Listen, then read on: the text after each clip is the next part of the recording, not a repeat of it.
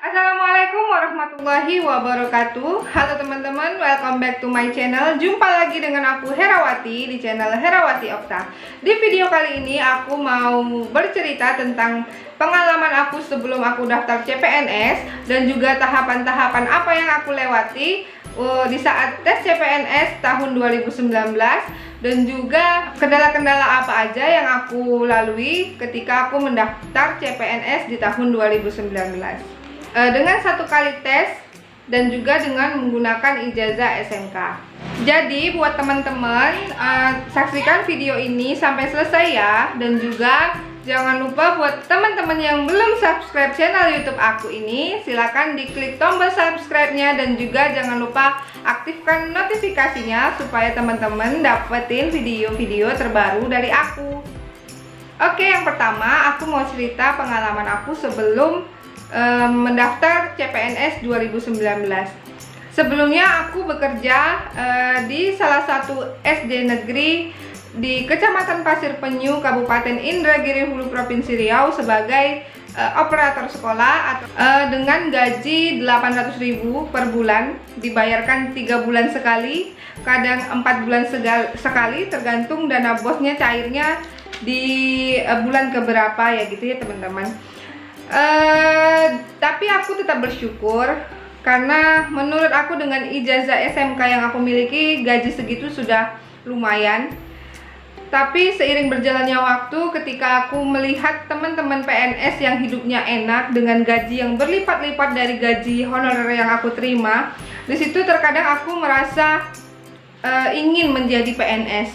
Namun dengan ijazah yang aku miliki rasanya nggak mungkin untuk aku bisa menjadi pegawai negeri. Dan pada akhirnya keinginan aku untuk jadi PNS itu aku simpan dalam-dalam. Dan ketika pembukaan CPNS di tahun 2019 itu aku tidak terlalu excited ya teman-teman. Aku cuek aja karena aku merasa bahwa aku nggak mungkin bisa ikut seleksi dengan ijazah SMK yang aku miliki. Sedangkan sepengetahuan aku, ijazah SMK itu cuma bisa mendaftar di kementerian seperti Kemenkumham, PUPR, BKKBN, dan itu juga kayaknya mempersyaratkan tinggi badan, berat badan, dan itu sangat tidak dapat aku penuhi karena tinggi aku cuma 150-an kalau nggak salah. Jadi aku tuh nggak punya niat untuk mendaftar CPNS di Kemenkumham dan kementerian yang lain-lain. Nah, tapi waktu itu informasi pembukaan di bulan Oktober, tapi mundur ya teman-teman, akhirnya di bulan November baru dibuka. Dan aku akhirnya mendapatkan informasi bahwa ada pembukaan CPNS untuk lulusan SMK Pertanian di instansi pemerintah Provinsi Riau. Itu dibutuhkan sebanyak 19 orang untuk formasi POPT. Di situ aku mulai semangat lagi untuk ikut tes CPNS tersebut. Dan akhirnya dengan waktu 1 hari aja aku, setelah membaca pengumuman itu, aku persiapkan semua persyaratan aku, mulai dari KTP, KK, ijazah, foto, ya dan lain-lain yang dipersyaratkan di instansi itu pada saat itu. Dan aku mendaftar melalui SSCN itu pada tanggal 16 November tahun 2019. Dan setelah tahapan pendaftaran itu butuh waktu lagi menunggu untuk pengumuman kelulusan administrasi itu sekitar 1 bulan. Dan setelah 1 bulan menunggu, akhirnya keluar juga pengumuman kelulusan administrasi, yaitu pada tanggal 16 Desember tahun 2019. Dan alhamdulillahnya nama aku menjadi salah satu yang lulus seleksi administrasi untuk jabatan POPT di instansi pemerintah Provinsi Riau. Tapi pengumuman itu juga masih menunggu lagi karena masih ada waktu untuk masa sangga. Jadi dimana teman-teman yang nggak lulus administrasi itu diberi kesempatan untuk menyanggah Jadi kita menunggu lagi waktu itu. Dan setelah pengumuman masa sangga, kami juga menunggu lagi untuk pengumuman kapan dilaksanakannya seleksi kompetensi dasar atau SKD. Waktu itu diumumkan akan dimulai pada tanggal 27 Januari 2020 sampai 28 Februari 2020. Dan saya mendapat jadwal SKD pada tanggal 9 Februari di sesi keempat. Tesnya dilaksanakan di Kota Pekanbaru. Itu 4 jam perjalanan dari tempat tinggal aku ya teman-teman. Dan itu juga lumayan menguras tenaga. Jadi teman-teman, jeda waktu dari pengumuman SKD sampai ke jadwal aku SKD itu masih ada waktu sekitar 19 hari. Jadi aku masih punya waktu untuk belajar mempersiapkan diri untuk tes SKD. Jadi aku cuma belajar lewat YouTube dan juga Google ya teman-teman. Oke, lanjut lagi. Setelah tiba waktunya untuk tes SKD, aku berangkat dari rumah aku itu sekitar jam 6 pagi. Perjalanan 4 jam menuju Kota Pekanbaru. Di sana aku singgah dulu di rumah sepupu aku untuk beristirahat. Jam 12 aku berangkat ke lokasi, menunggu selama 2 jam. Akhirnya masuk ke ruang steril. Di situ kita diberikan arahan-arahan untuk melaksanakan seleksi dengan menggunakan CAT BKN. Setelah kurang lebih 1 jam di ruang steril, akhirnya masuk ke ruang CAT BKN. Di situ sudah steril teman-teman, kita tidak boleh bawa apa-apa kecuali KTP dan juga kartu pendaftaran. Nah, kita diberikan waktu 90 menit untuk mengerjakan soal-soal. Dan ketika menit terakhir aku udah selesai ngerjain soal-soalnya, dan otomatis ketika waktunya selesai itu akan muncul langsung nilai aku TWK 85, TIU 130, TKP 133. Jadi totalnya 348. Aku juga belum tahu itu lulus atau enggak. Jadi aku cuma catat di kertas pendaftaran aku, terus aku keluar. Di situ juga aku belum ngerti itu aku lulus atau enggak.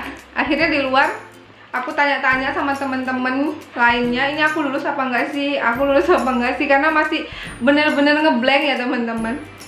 Dan akhirnya setelah mulai tenang, akhirnya aku pikir-pikir lagi, oh ternyata aku lulus, dan itu aku seneng banget. Tapi aku belum lega ya teman-teman, walaupun nilai yang aku terima itu sudah lulus.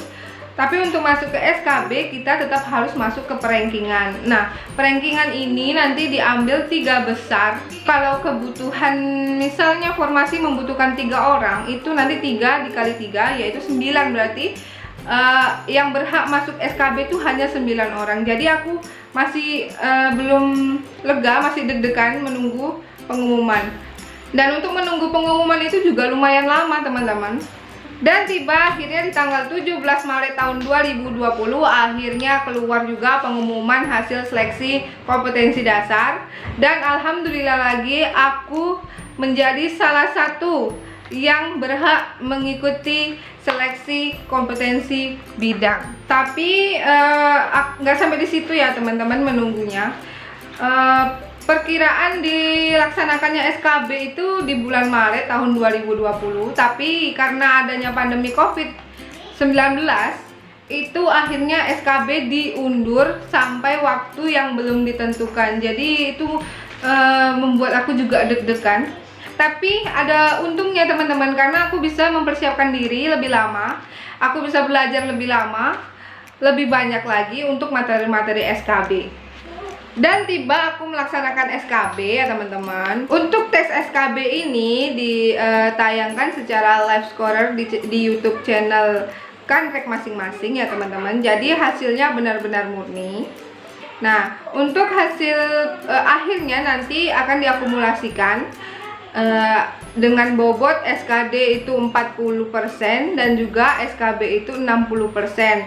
Nah, setelah hasil akumulasi itu nanti baru kita bisa mengetahui bahwa kita itu lulus atau enggak. Nah, setelah menunggu beberapa lama, akhirnya keluar juga hasilnya, dan alhamdulillahnya aku berada di peringkat nomor 5 ya teman-teman. Dan kebetulan formasi yang aku lamar itu membutuhkan 19 orang, dan aku berada di nomor 5, dan alhamdulillahnya aku lulus.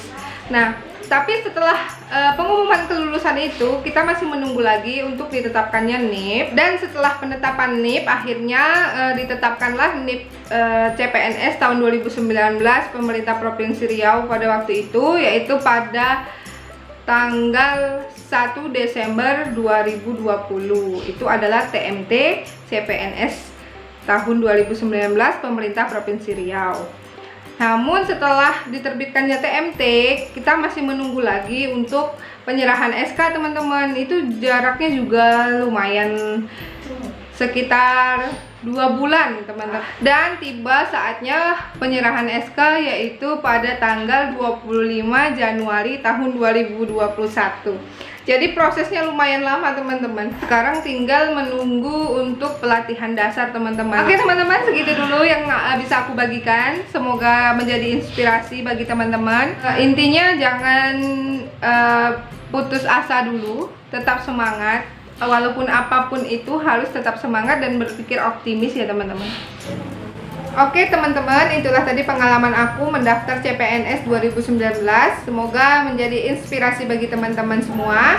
Jangan lupa like, comment, dan subscribe-nya. Dan juga buat kamu yang merasa video aku ini bermanfaat, silahkan kamu share ke teman-teman kamu ya. Assalamualaikum.